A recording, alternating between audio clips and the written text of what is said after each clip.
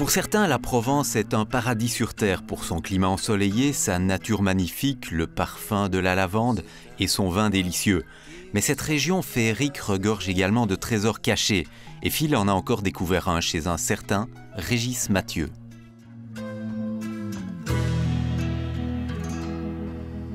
Alors bonjour Monsieur Mathieu, qui est Régis Mathieu? Alors Régis Mathieu, ici dans les anciennes usines d'Oc de Gargas, c'est d'abord le propriétaire de la lustrerie Mathieu, où on restaure en fait les luminaires des monuments historiques et on recrée les luminaires manquants et enfin on dessine des luminaires en utilisant du cristal de roche et les matériaux des luminaires anciens.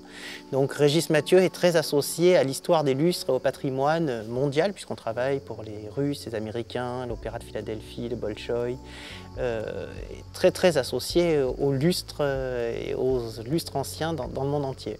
Et je vois dans vos ateliers plein de Porsche. En fait, qu'est-ce qu'ils font ici tous ces Porsche dans votre atelier? Alors c'est ma deuxième passion.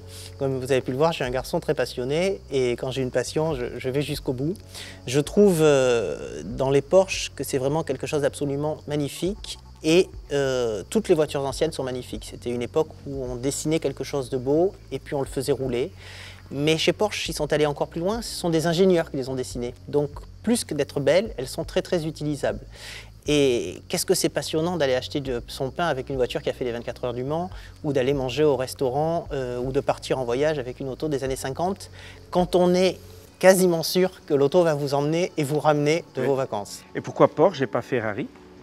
Alors ça, c'est vraiment une histoire de goût, hein, parce que peut-être que ce qui était amusant dans mon histoire, c'est que ma première passion ont été les coccinelles, les Volkswagen.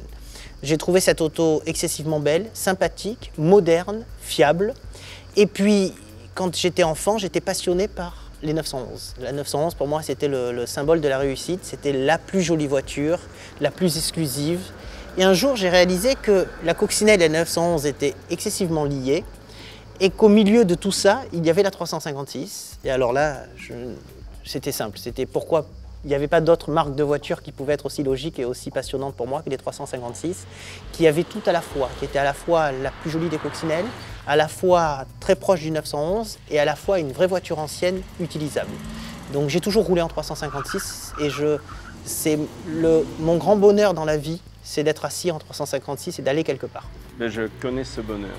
Avez-vous une voiture moderne? Oui, parce qu'il faut.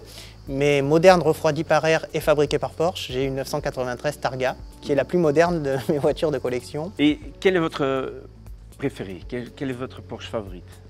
La 904 GTS, que j'ai acquise il y a à peu près 1 an et demi, et qui est une auto exceptionnelle. De par la dynamique de la 904, qui est une voiture de compétition homologuée absolument génial, qui est un vrai sport proto en polyester avec un châssis poutre, mais surtout parce que cette auto a une ligne d'automobile, c'est-à-dire qu'elle n'a pas une ligne de proto, on n'a pas l'impression de rouler avec une 917 Gulf, on a l'impression de rouler, pour la plupart des gens, c'est très amusant ça d'ailleurs, quand je vais quelque part avec la 904, les gens ne la regardent pas. Ils ne savent pas si c'est une Matra ou une Dino. C'est une auto complètement intemporelle, personne ne sait qu'elle est des débuts des années 60, personne ne sait que c'est Buzzy Porsche qui l'a dessinée, personne ne comprend que c'est un fabricant d'avions qui a fabriqué la carrosserie. Pour tous les gens, c'est une voiture intemporelle avec des numéros sur les portières, alors que quand on est assis à l'intérieur, on est vraiment dans un sport proto des années 60, une voiture qui a gagné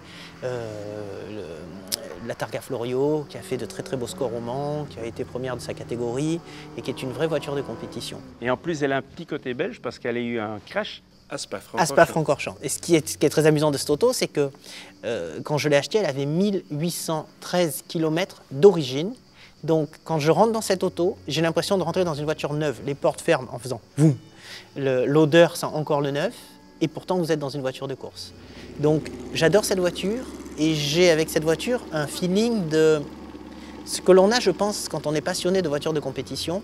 J'ai un feeling de locataire, c'est-à-dire que la voiture est à moi pendant X années, j'espère le plus longtemps possible, mais que je dois la conserver et la restituer et lui faire passer le temps d'une manière tout en l'utilisant, tout en profitant de cette voiture, mais en conservant ce côté très exclusif et unique qu'elle a, car de toutes les 904 qui restent aujourd'hui dans le monde, c'est l'auto la plus originale, et donc à moi d'y faire très attention.